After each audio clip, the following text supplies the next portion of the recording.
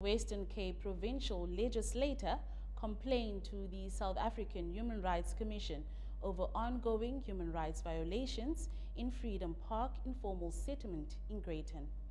The area falls under DA-run the Waterkloof municipality, where the party is in coalition with GOOD and SWRP. ANC councillors and legislators visited the area on Wednesday. Residents raised serious concerns about eviction and the municipality's failure to provide basic services. Leader of the ANC opposition in the legislature, Khalid Sayad, has more.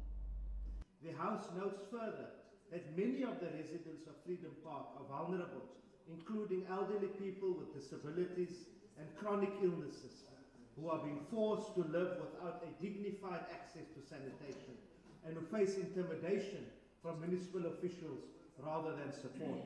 The House further notes that the land currently occupied by Freedom Park residents, Earth 595, belongs to the Waterkloof municipality and had previously been identified and approved for the relocation of Madiba Park residents, but that the DA-led coalition in Waterkloof municipality has refused to implement the decision since it took over, leaving residents in a state of insecurity and hardship. The House acknowledges that yesterday a delegation of the ANC visited the community of Freedom Park to engage residents and reaffirm their commitment to upholding their rights and dignity. Now to international crime with the Cape